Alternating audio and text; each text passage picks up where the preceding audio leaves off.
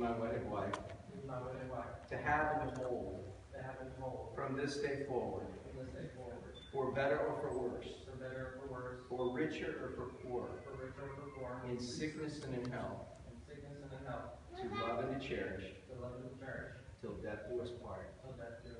And according to God's holy ordinance, I pledge to you my love.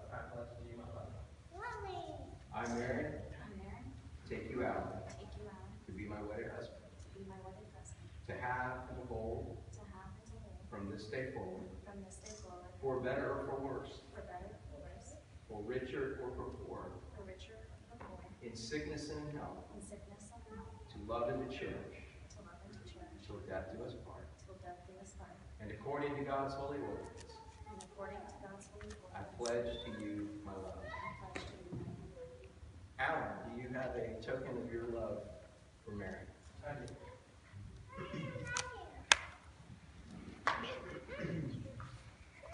At every wedding, of course, with the couple's permission, I'd like to share a couple of things about this ring that my pastor shared with me about the ring that has kept me out of a lot of trouble. And this ring is made out of gold. And believe it or not, when that gold came out of the ground, it wasn't as beautiful as this. It had to be put through intense pressure and intense heat, not to destroy the gold, but to get rid of the impurities and make the gold more beautiful. Believe it or not, in this marriage, on some days, on some occasions, maybe in the distant future, there will be some intense pressure and intense heat. And on those days, when that intense pressure and intense heat comes, instead of opening your mouth and saying something that you can't put back, instead of doing something you shouldn't have done, I want to encourage you both to look down at your ring. Just be quiet and look down at your ring and realize that the intense pressure and heat in your marriage at that point in time is not there to destroy it, but it's there to make your marriage more beautiful. And each look to your ring and ask God to show you what your part is in this, and how you can accept the fact that your way is not right, and your way is not right, but y'all's way is right. And so I want to encourage you to remember the purpose of that. It's to make your marriage more beautiful so that your children, your neighbors, your co-workers, so everybody can see what true love really is. So Alan, will you take this ring, place it on Mary's left hand, ring finger halfway, and repeat after me. With this ring, I thee wed. In the name of the Father, and of the Son, and the Holy Spirit. Amen.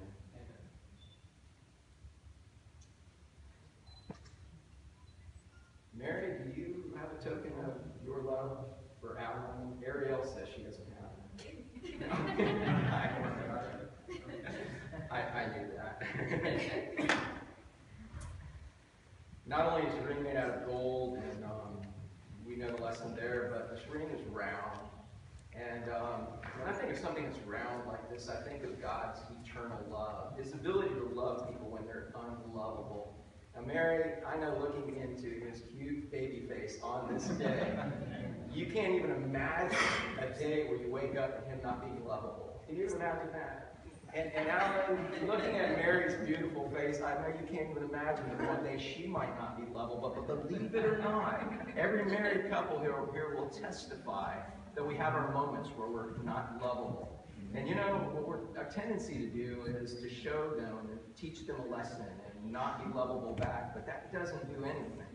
What somebody who's not lovable needs more than anything in the world is they need to be loved. It's an awful hard thing to love someone who's not lovable. Can you imagine? So what I want you to do again, when that person's not being lovable, I want you to look down at your ring and I want you to ask the author of love, the one who is love, which is God, and say, God, will you give me the ability to love this man that I married? God, will you give me the ability to love my wife the way you love the church? Give me the ability to love him. Whatever God tells you to do, do it. And if you will do that with this ring, and let that be a reminder, it will save you a lot of trouble, I promise. So Mary, will you take this ring, place it on Alan's left hand, ring finger halfway, and repeat after me. With this ring, I thee wed. In the name of the Father, and of the Son, and the Holy Spirit. Amen. Now, it's usually at this time in a wedding ceremony that a couple would light a unity candle. And the idea behind that is to have a symbol for them to be reminded reminded of later, the two have become one. And I'm not sure how many of you have seen your Unity candle recently, but I encourage them to come up with some idea, something that they could see. And they came up with something very creative. As you all might have noticed, there was not a guest book out front, and there will not be a guest book at the reception. Instead, what you'll see this jar. And there's going to be pieces of paper. And what they're asking for you to do is write something to them. If you've been married any length of time, give them the secret to your success in your marriage. Give them some encouragement. Let them know, put your name on it so that later they can open this back up at any time during their marriage and they can just pull these things out and start reading what you wrote to them.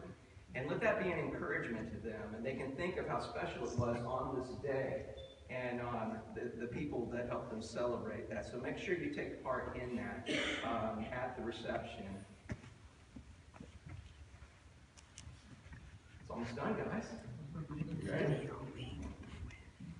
By the power vested in me, by the high calling of God and the laws of this state, I now pronounce you husband and wife. Alan, you may kiss your bride.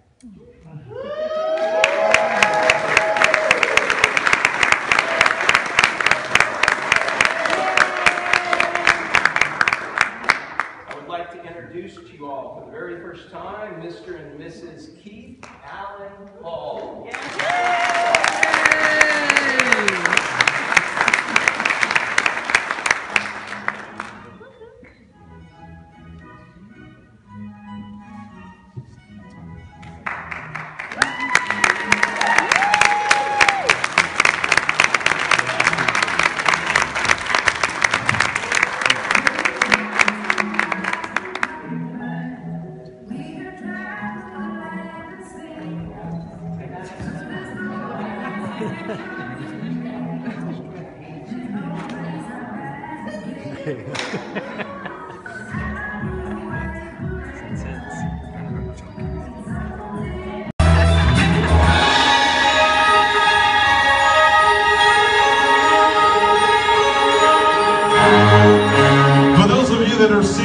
Would you please respectfully stand at this time?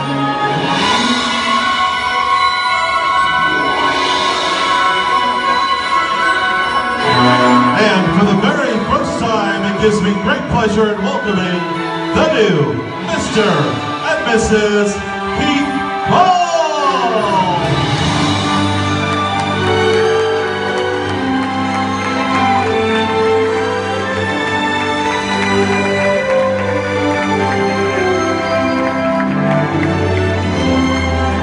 We'd like to ask for the guests to be seated at this time as our bride and groom do our first dance as husband and wife. This one is called Thinking Out Loud. That's scary. I took 2 pictures of Alan. As the night goes on, don't use them all. When your legs don't work like they used to before, Save some for later. So you would just turn it and I can't sweep you off of your feet. Look, it's 24. I did 12. Will your mouth still remember the taste of my love? Will your eyes still smile from your cheek? Darling, I will be loving you till we're 70. And baby, my heart could still fall as hard at 23. And I'm thinking about how people fall in love in mysterious ways. Maybe just the touch of a hand. Well, me, I fall in love with you every single day. And I just wanna tell you I am. So honey, now. At this time, we'd like to ask our bridal party to please join our bride and groom on the dance floor at this time. Kiss me under the light of 1,000 stars. Place your hand on my beating heart. I'm thinking out loud. Maybe we found love right where we I know are. what the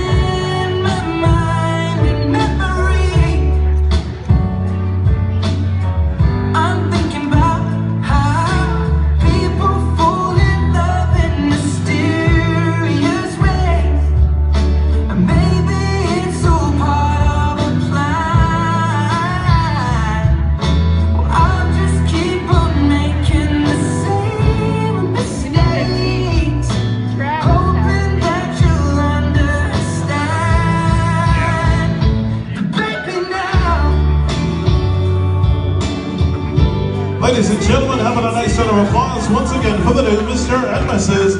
Keith Cole. Oh, come on, let them hear it, ladies and gentlemen. There we go. All right, everybody have a seat. All right. Anybody here nervous? That's just me? Okay, cool. If you don't know me, my name is Travis Paul. I am Alan Paul's happy to have Mary join us. And I know Mary's side of the family pretty upset right now.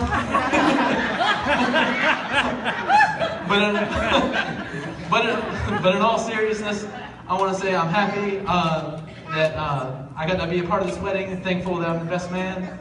And I want to raise a toast. Save it in your pocket. To love, to laughter, and to the happiest of ever afters. Congratulations, may the future be awesome. Thank you, Travis. Appreciate it. For our second toast, I'd like to ask for the matron of honor, Ariel Tango, to please come forward at this time. Ariel? Here, Travis. Which one you guys?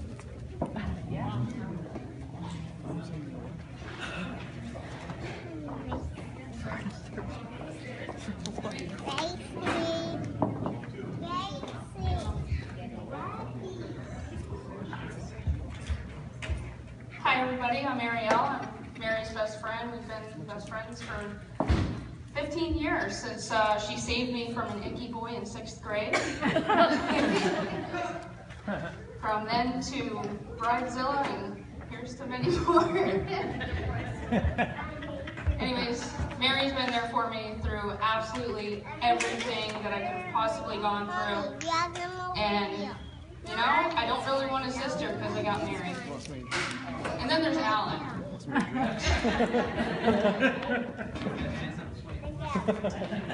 I remember when Mary first met Alan, and we went home, and we had to bake him a special pie. And from then on, she was just absolutely head over heels for him. Are you blushing? Sorry. Anyways, Alan, you remember what my father said, right? Oh, he meant it. Seriously though, I couldn't ask for a better man to take care of my best friend. Don't screw it up. I love you both, and I wish you both the best. Congratulations. Oh yeah, Thanks, Ariel. Appreciate it. Ladies and gentlemen, in a few moments, we're going to be opening up our buffet for dinner. We'll be calling up the bride and groom.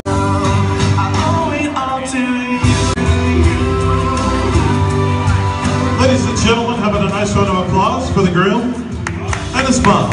We thank you so much. And we're going to ask our groom to stay right there. And we'd like to invite his new wife to come and join him on the dance floor at this time.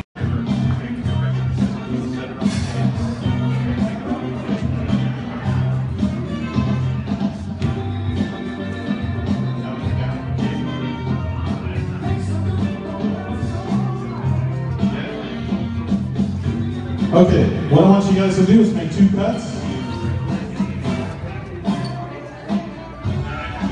And then after you make 2 cuts, take a piece out, put it on the plate, and then face each other if you would please. And we don't care how you get that piece of cake out, it doesn't matter.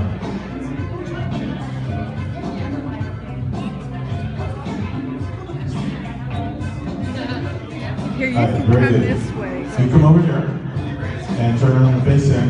Come on this side. Okay, pick the plate up. And on the count of 3, I'm going to ask for the bride to feed the groom. So here we go. 1, 2, and 3. Very nice. Okay. Now it's time for the groom to feed the bride. On the count of 3, here we go. 1, 2, and 3. And now a little kiss for the camera. And hold that shot right there. And give him a nice round of applause, ladies and gentlemen, if you would.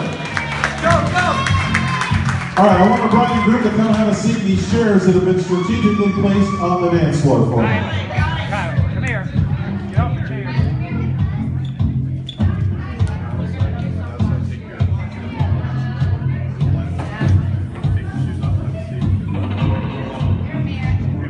I'll tell everybody what we're going to do in a minute.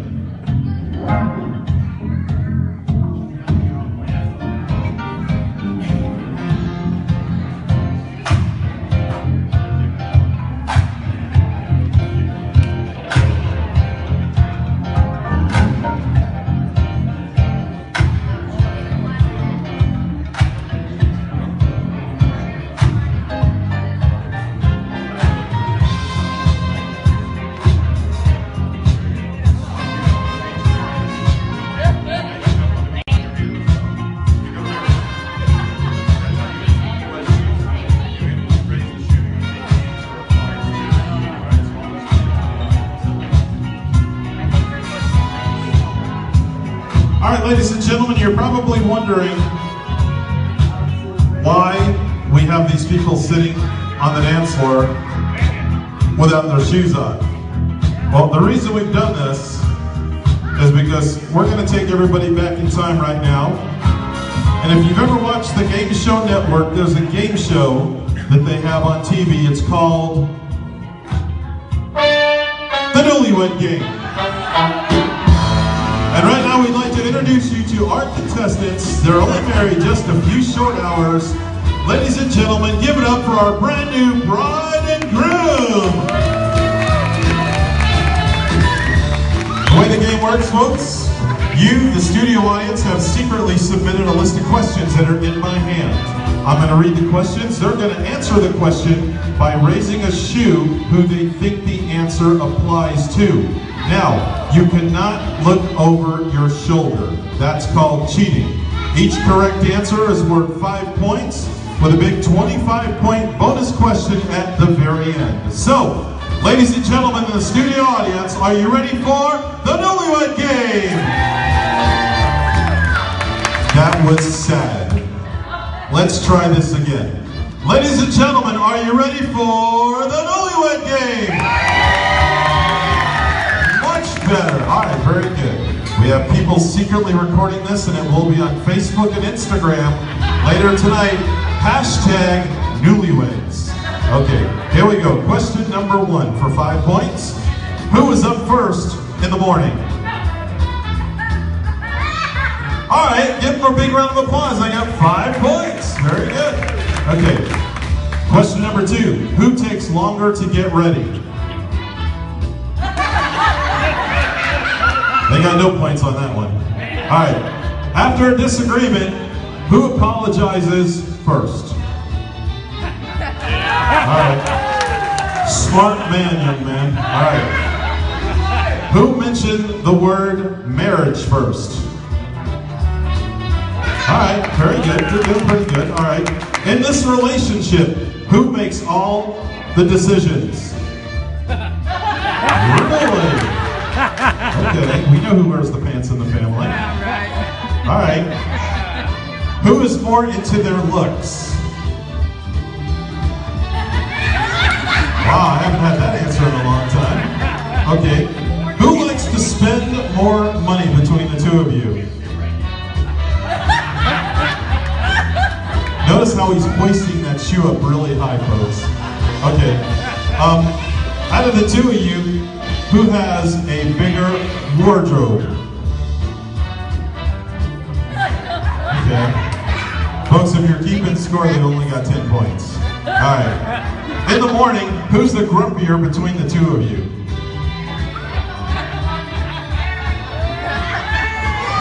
All right, they got 5 more points. Give them a round of applause. Not bad. All right, we're going to page 2 now. Who cleans the house? Okay, all right. Who gave who the very, very first kiss? Okay, all right, not bad, not bad. Who does the dishes? They're racking the points up now. Okay, who does the laundry? Notice every time he's so reluctant to put up his shoes like it's embarrassing. It's not embarrassed, I do all that at home too. All right, who hogs the bed at night? Okay, now, when you get sick, who is a bigger baby? Okay. When you have a disagreement, who says I'm sorry first? Okay. Who's always right? Okay, who's always wrong? Okay, all right. Who likes to show their affection the most? All right, now here comes your big 25-point bonus question. Later on tonight, when you go back to wherever you're going, whether it's your house, a hotel, I'll be careful what I say because there's children here, and I'll say it this way. When all is said and done, who's gonna fall asleep first tonight? Ladies and gentlemen,